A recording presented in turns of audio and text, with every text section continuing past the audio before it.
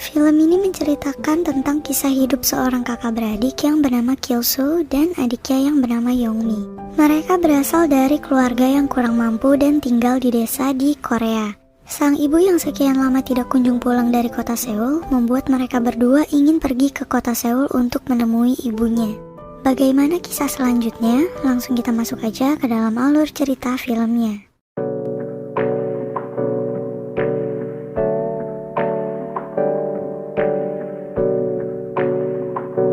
Kisah ini dimulai di sebuah ruang kelas di desa yang bernama Chindo. Desa yang berada di tepi pantai ini dihuni oleh masyarakat dalam jumlah sedikit.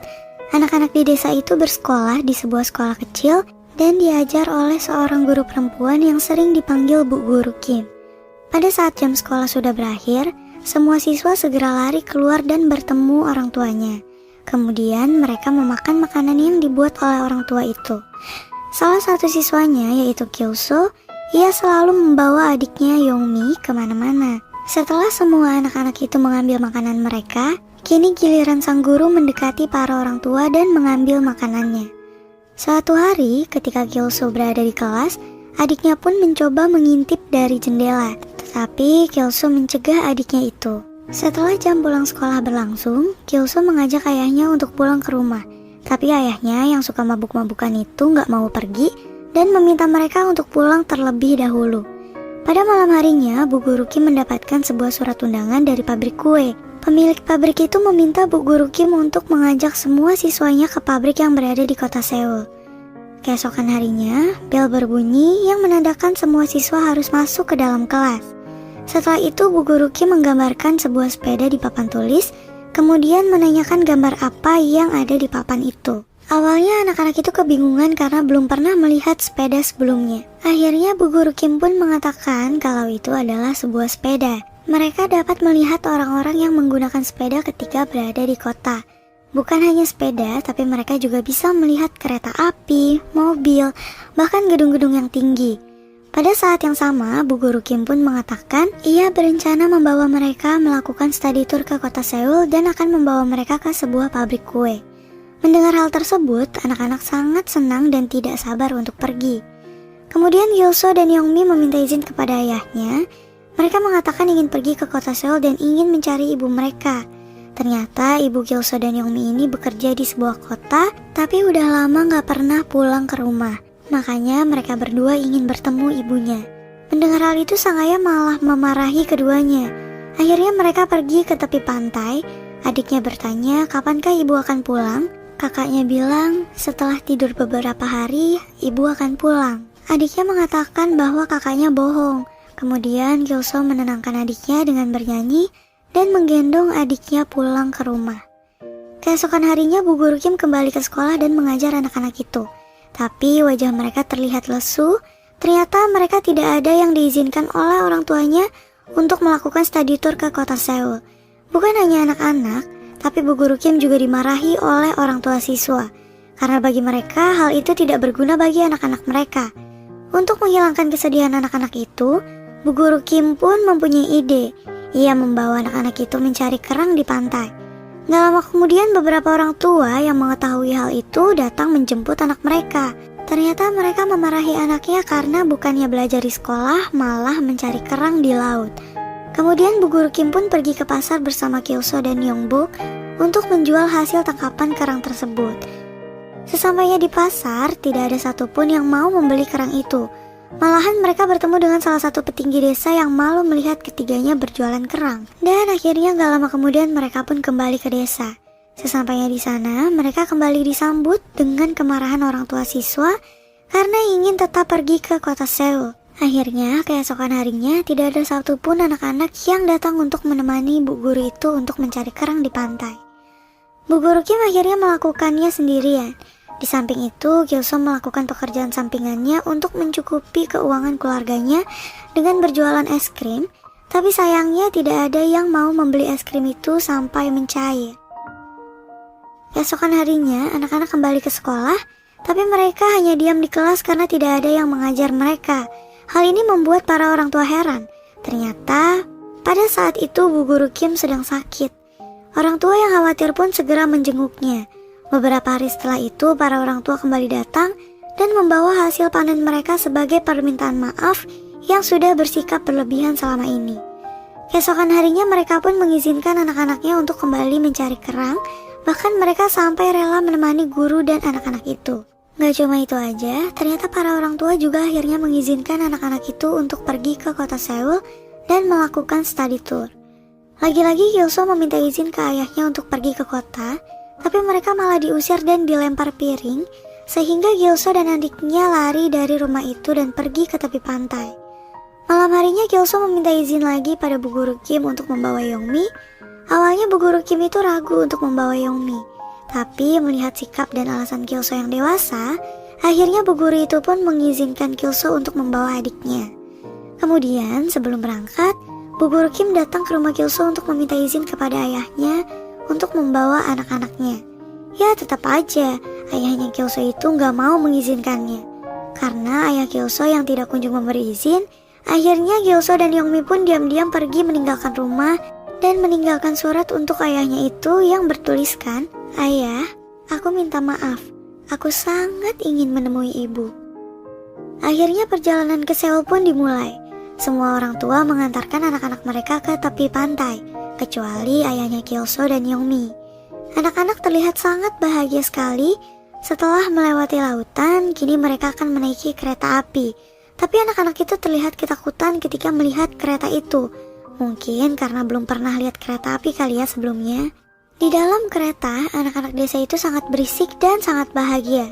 Malam harinya, di kereta itu Gilso menopang adiknya yang tidur di bahunya. Dan ia membawa suatu surat. Keesokan paginya, sampailah mereka di kota Seoul. Awalnya mereka ingin mencari penginapan, tapi tidak satupun penginapan di kota itu yang mau menampung mereka. Setelah berjalan cukup panjang di tengah kegelapan malam, akhirnya mereka menemukan sebuah penginapan yang bisa menampung anak-anak itu. Pada saat di penginapan, anak-anak dari desa itu membuat keributan di penginapan, dikarenakan mereka sama sekali belum pernah melihat apa yang mereka temukan di tempat itu. Seperti melihat TV, mengikuti arah putar kipas angin, perang bantal, sampai akhirnya Bu Guru Kim menyuruh mereka tidur. Jika tidak, mereka akan telat bangun dan tidak akan diajak ke pabrik kue. Mereka semua pun akhirnya tertidur. Keesokan harinya mereka pun mengunjungi pabrik kue yang mengundang kedatangan mereka. Di sana mereka menemukan hal-hal baru yang tidak mereka temukan di desa sebelumnya. Setelah itu mereka pun keluar dan melanjutkan perjalanan. Di tengah perjalanan salah satu di antara mereka tertinggal bis. Dan anak itu berusaha berlari mengejar bis. Untungnya anak itu selamat dengan diantar Pak Polisi. Kemudian mereka berkeliling kota, menikmati suasana kota itu dan berfoto bersama. Sesampainya di penginapan, anak-anak itu menikmati makanan bersama. Setelah itu mereka pun menikmati es krim di halaman penginapan itu. Tanpa diduga, anak yang bernama Yeonbuk itu melihat sebuah sepeda. Yeonbuk dan Gilso bersama adiknya segera mengambil sepeda itu dan mencoba memainkannya. Mereka mengikuti kemanapun roda sepeda pergi, sampai tanpa diduga mereka sudah jauh dari penginapan dan tidak sadar mereka melakukan hal itu hingga larut malam dan tidak tahu arah jalan pulang ke penginapan. Pada saat itu Bu Guru Kim baru menyadari bahwa dia telah kehilangan anak-anak itu. Ia pun mencoba mencarinya di sekitar penginapan tapi tidak kunjung menemukan mereka. Ia pun segera kembali ke penginapan. Kemudian ia meminta semua murid-muridnya untuk segera tidur dan akan mencari ketiganya yang hilang esok hari. Keesokan paginya, Yeonbuk, Gilso dan adiknya tidur di pinggir toko. Hingga akhirnya ia diusir oleh pemilik toko itu, kemudian mereka pergi ke pasar. Pada saat itu adiknya mengatakan lapar kepada Gilso. Tapi Gilso bilang, "Sabar ya, nanti kita akan makan yang banyak setelah bertemu ibu." Di saat yang bersamaan, Bu Guru Kim pun melaporkan kejadian kehilangan 3 orang anak itu ke kantor polisi. Di saat itu juga Yeonbuk, Gilso dan adiknya terus berjalan dan mencari arah jalan pulang. Namun tanpa diduga perut mereka itu lapar dan ingin makan di sebuah restoran. Awalnya pemilik restoran itu ingin mengusir ketiganya karena mereka gak punya uang. Hingga akhirnya ia memberikan mereka makanan dengan sebuah syarat, yaitu menjadikan mereka sebagai pekerja di restoran itu. Akhirnya mereka bertiga pun makan dengan sangat lahap banget.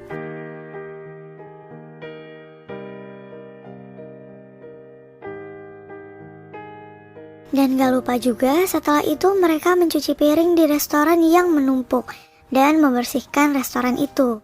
Setelah mencari keberadaan Yeonbuk, Kilso dan adiknya di hari kedua, Bu Guru Kim sama sekali tidak mendapatkan hasil apa-apa. Ia pun kembali ke penginapan dan sesampainya di sana, ternyata salah satu siswanya malah pingsan dan demam. Ia kemudian membawanya ke rumah sakit.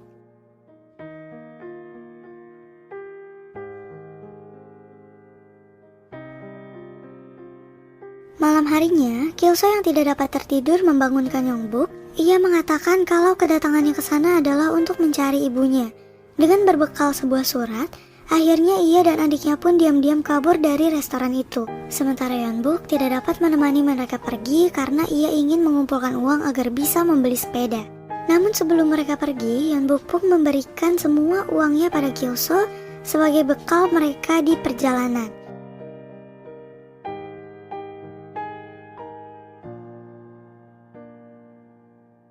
Pagi harinya, pemilik resto mengetahui dua anak telah kabur. Akhirnya, pemilik restoran tersebut mengusir Yeonbuk dari sana. Di waktu yang sama, Bu Guru Kim terus mencari di mana ketiga anak yang telah menghilang itu. Kilso dan adiknya pun terus berjalan untuk mencari ibunya. Di tengah perjalanan, mereka terlihat sangat lapar dan berhenti di sebuah toko makanan. Adiknya bertanya, "Kakak, apakah nanti jika kita sudah bertemu ibu, kita akan makan banyak?" Kakaknya bilang, "Iya, 2 porsi untuk kamu dan 1 porsi untukku." "Kenapa aku mendapatkan banyak?" tanya adiknya.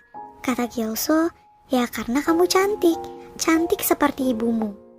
Nah, pas lagi asik-asiknya mereka ngobrol, mereka dipanggil oleh seorang pria yang tanpa diduga ternyata pria dewasa itu memukuli Kilso karena ingin memalaknya meminta uang yang Kilso punya. Tapi karena tidak punya uang, pemuda itu memukuli Kilso sampai babak belur. Kilso yang kelaparan dan memar di bagian wajahnya terus berjalan sambil menggendong adiknya di sepanjang malam.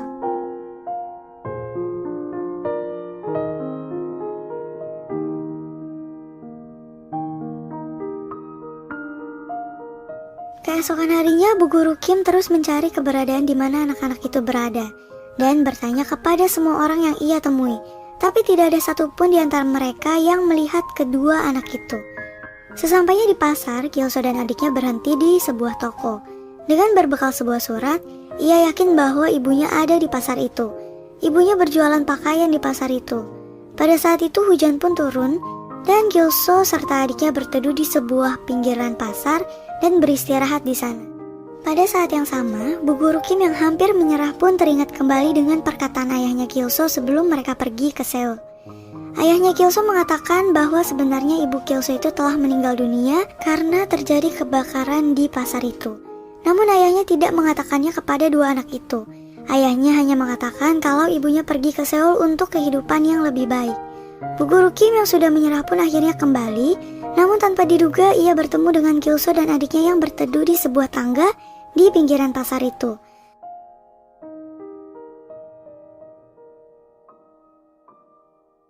길수야, 영미야.